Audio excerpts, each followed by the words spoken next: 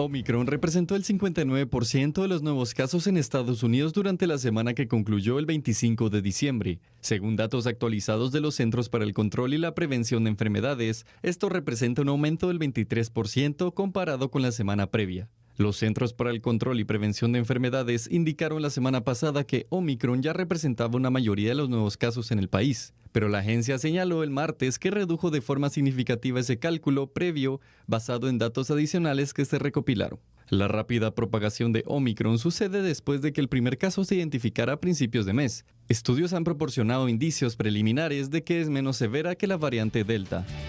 Bueno, es momento de ampliar esta información con Jaime Moreno de La Voz de América hasta Estados Unidos, y es que se están realizando varias pruebas masivas. Jaime, bienvenido a Tele23. Cuando hablamos de Estados Unidos, rápido suenan las alertas. ¿Por qué? Porque más del 60% es lo que se está estimando ahora de los últimos casos en 24 horas, que son de Omicron, hablando de más de 4,000 casos. Hola Axel, sí, esa es la situación que se está presentando en Estados Unidos. Cerca del 59%, 60% de los casos están relacionados con Omicron en Estados Unidos, y la dificultad que existe en este momento es la imposibilidad de hacerse pruebas rápidas, pruebas en las casas, para tratar de identificar lo más pronto posible el contagio y que la gente pueda aislarse rápidamente. La gente está teniendo que hacer largas filas para obtener las pruebas de PCR, y el problema es que muchos de los síntomas, como todos lo sabemos, estos síntomas son parecidos a los de una gripe común. Entonces esto congestiona aún más la situación, porque estamos en pleno invierno, lo que está haciendo que muchas personas, ante la duda, prefieren ir y hacerse la prueba, pero esto traumatiza, digamos, todo el funcionamiento, digamos, como sociedad, porque muchas personas tienen que pedir permiso en el trabajo, otras personas se ausentan, digamos, temporalmente, y esto es lo que se ha visto ya reflejado, por ejemplo, a través de las aerolíneas, lo que se ha visto reflejado, cómo se ha traumatizado toda la actividad y lo que la gente tenía programado en sus planes para este fin de año. Ahora bien, Jaime, las cosas cambian, ¿no? Después de la semana anterior, donde los casos no superaban los 1,500 en 24 horas, ahora estamos hablando de una cifra bastante elevada. ¿Esto podría cambiar para la próxima semana? ¿Qué dicen las autoridades sanitarias? ¿Qué medidas se pueden extremar? En este momento estamos hablando de un promedio de un poco más de 200,000 casos nuevos diarios de Omicron. Hay una incertidumbre sobre qué va a pasar de aquí en adelante, sobre cómo se va a hacer el conteo de las cifras. ¿Por qué razón? Porque el gobierno federal le apuesta a que todos los hogares estadounidenses tengan la posibilidad de tener pruebas para el COVID gratis, pero estas pruebas rápidas no necesariamente la gente va a reportar si tiene o no tiene el virus, y esto pues va a generar, digamos, algún reto para las autoridades para saber cómo van a seguir contabilizando los casos de coronavirus. Hasta el momento la manera como se han venido contabilizando es a través de las pruebas PCR. Entonces hay una incertidumbre respecto a cómo se van a seguir calculando, cómo se van a seguir haciendo estos modelos para hacerle monitoreo al contagio. Por el momento, como le decía, se hace a través de las pruebas PCR, pero en el momento en que se masifiquen de manera gratuita las pruebas caseras, las pruebas rápidas, pues este modelo tendrá que adaptarse.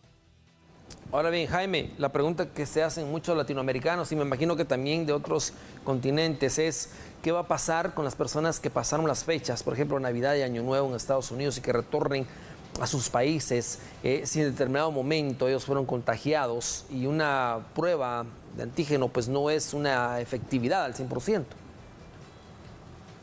La prueba de antígeno no es efectiva, pero digamos las que hay disponibles en el mercado tienen una probabilidad de acierto cercana al 80%, es decir, tienen una utilidad importante. Hay países, como ustedes lo saben, están requiriendo las pruebas antígeno, otros requieren las pruebas PCR, pero la dificultad ahorita es que si alguien se hace, por ejemplo, una prueba PCR, debido a la alta demanda que hay por estas pruebas, el resultado está llegando más o menos de 3 a 4 días. Es decir, esa prueba ya no le sirve a la persona para abordar un avión para el país que esté requiriendo la prueba. Entonces, esto le tendría que incluir un gasto adicional, es ir a uno de los sitios en donde se hacen las pruebas, por ejemplo, que se entregan el mismo día PCR, pero son pruebas que tienen un costo que puede ser entre 200 y 250 dólares. Es decir, esto lo que hace es encarecer aún más, digamos, todos los costos para un turista que venga a Estados Unidos y que requiera regresar a su país y necesite una prueba.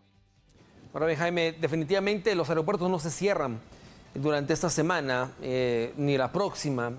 ¿Qué otras medidas está contemplando el gobierno, la administración Biden en este caso, tomando en cuenta ya el acelerado paso por Estados Unidos? Europa era un ejemplo claro hace unos días. Ahora Estados Unidos está mostrando lo que mostró el año pasado con la pandemia, con las nuevas variantes, por ejemplo la variante Delta. Ahora está superando eso. Lo que se espera es que se profundice mucho la política de pruebas caseras. Esta era una política que en Estados Unidos, digamos, no se había profundizado. Las pruebas que existían eran pruebas que la gente tenía que comprar. En este momento el gobierno federal ha hecho una compra masiva de 500 millones de pruebas rápidas. Es decir, esto va a descongestionar los sitios digamos, donde se hacen los test de PCR.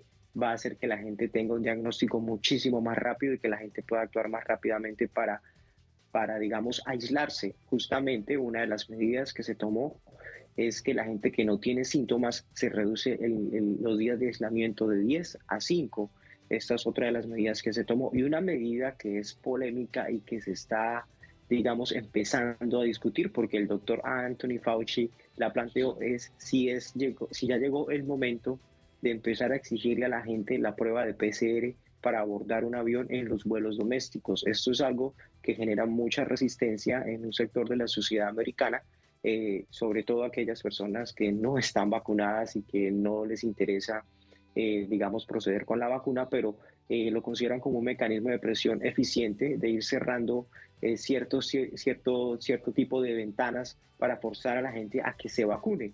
Entonces es una medida que es polémica, que el doctor Anthony Fauci la está planteando, aunque formalmente todavía no se está estudiando esta solicitud, pero ya se está de alguna manera ambientando. Entonces ahí lo que va a ser es interesante ver cómo se va a dar ese debate legal.